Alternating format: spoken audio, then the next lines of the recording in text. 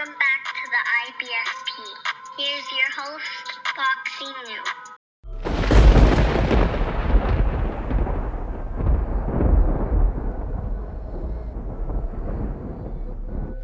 Welcome back, fight fans. Welcome back.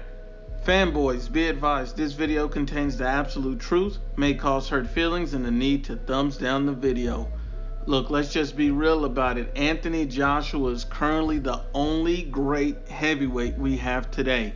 And a lot of people ask me, what's a great heavyweight? What's a great fighter? And let me explain to you what a great fighter is. A great fighter is all about free smoke. A great fighter is always looking to take on the bigger and best challenges. A great fighter doesn't like to take days off. A great fighter likes to push themselves, challenge themselves, and take themselves to the limit. That's what a great fighter does. Currently, there's no other heavyweight in the division doing what Anthony Joshua is doing by challenging themselves, pushing themselves, taking on the best opponent consistently again and again and again. This guy doesn't take days off. We got to be real about it. This isn't my opinion. This isn't what I think. This is facts. And we're going to break it down. I had a lot of people tell me that, hey, maybe Tyson Fury's a great fighter. Tyson Fury, he's a very good fighter.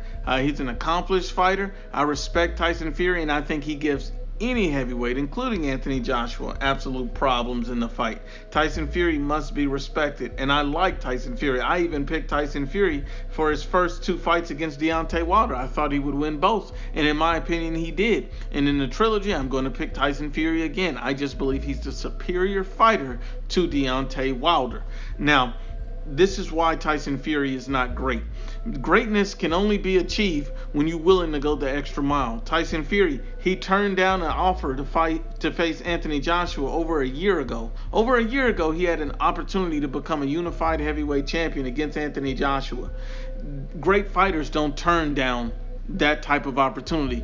Great fighters don't turn down Dillian Whyte, a top 10 level opposition, to face guys like Tom Schwartz and Otto Wallin.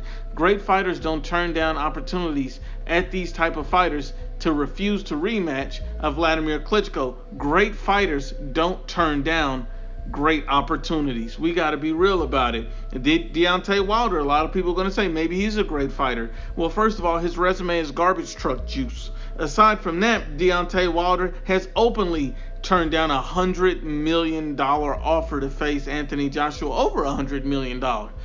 He could have been and fought Anthony Joshua for undisputed. He held up the fight. He refused to make the fight. He didn't want the fight. And you still have people to this day, no pun intended, that believes that Deontay Wilder truly wanted to be great, which he simply did not. We got to be real about it. You also see that a lot of people fanboy for guys like Luis King Kong Ortiz. Luis King Kong Ortiz never won anything in the amateurs or professional, never been a world champion, never challenged himself to be great. He took on a fundamentally flawed Deontay Wilder and lost twice. Luis Ortiz, I respect Luis Ortiz. I think he's a quality fighter, but he's not a great fighter. He's never tried to be great. If he was truly trying to be great, he would have fought Anthony Joshua for $7 million when he was offered to attempt to become a unified champion. The first heavyweight Cuban unified champion in history. He had that opportunity and he turned it down to face Deontay Wilder in a rematch. That is garbage truck juice. That is not being great. That is being stupid. We got to be real about it. You know who else had an opportunity to be great? Adam Kownacki. Adam Kownacki had an opportunity to be great. Adam Kownacki turned down the Anthony Joshua fight. This is an Adam Kownacki who was just beat to a pulp by a tomato can. Now, at the end of the day, Adam Kownacki had an opportunity to be great, to do something special in the sport of boxing, but he turned it down. You keep going. You even see that Dillian Whyte turned down an Anthony Joshua fight. And as much as I respect Dillian Whyte's resume, I think he has one of the best resumes in the heavyweight division. He came out and his reasoning for it was crazy. He said that, he wasn't getting enough money. He wasn't being offered enough. He's saying that he got more for the Chisora fight. And Anthony Joshua and Eddie Hearn came out and debunked this and basically stated that they made an offer that was double what he got for the Chisora fight. So you see that regardless of the situation, Dillian Whyte had an opportunity, if he truly felt he could beat Anthony Joshua, to face a unified heavyweight champion and to get those belts and be great.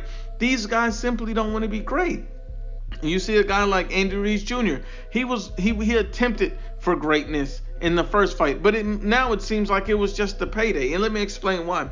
Because Anthony Joshua had to sue Andy Ruiz Jr. to get him to take the rematch. A lot of people ignore these facts, overlook them, but at the end of the day, and you know, Anthony Joshua was adamant about getting a rematch. Everybody said he got destroyed, he was scared, but he was all about returning that smoke, getting back in the ring, avenging that loss. If you're scared, you don't take that rematch right away. If you're scared, you don't want that fight that bad. They had to sue Andy Ruiz Jr.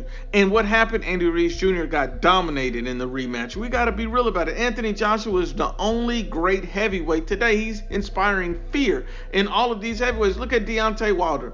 Let me give you an example of what he's recently said. Deontay Wilder said that after Anthony Joshua got his belt back, he stated, "I don't think we'll ever see a unification bout. We'll never see it, and I don't want people to get their hopes up because it'll never happen." Now, that was under the assumption that he was the heavyweight champion of the world, the WBC. So he never had any intention of unifying with Anthony Joshua. Anybody that still believes that is an absolute idiot. Then you see what, Tyson Fury stated. They pretty much said he dropped the WBC belt and he's not interested in fighting Dillian Whyte. Kings don't turn down smoke. Kings don't do that. Kings don't walk away from an opportunity to become undisputed. That's not how a king moves. That's peasant behavior. Let's be honest and unbiased. And then, you also see that Anthony Joshua literally wants to fight every good heavyweight in the division. He's already stated that his hit list consists of Oslander Usyk, Deontay Wilder, Tyson Fury, Luis Ortiz, Adam Kownacki, and even Jarrell Miller.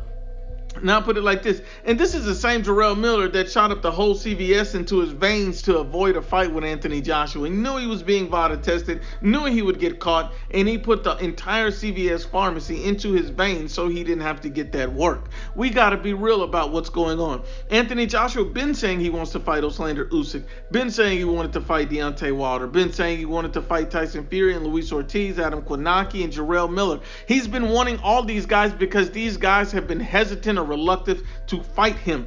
Basically, Jarrell Miller turned it down, Adam Kownacki turned it down, Luis Ortiz turned it down, Tyson Fury turned it down, Deontay Wilder turned it down. The only one who hasn't turned it down is Oslander Usyk, and this guy's moving up from cruiserweight. See, you got to be real about it. Anthony Joshua's the only guy that wants to be great in the heavyweight division. Even Usyk said he needed a few fights before he would take on Joshua. So we got to be real. The only heavyweight in the division right now that's free smoke, the only heavyweight right now that's trying to fight all of the best fighters, because even Tyson Fury said he's not interested in Dillian Whyte, but you're interested in Otto Wallin, you're interested in Tom Schwartz, you're interested in those guys, but not a top 10 Dillian Whyte. Neither one of those guys were top 10.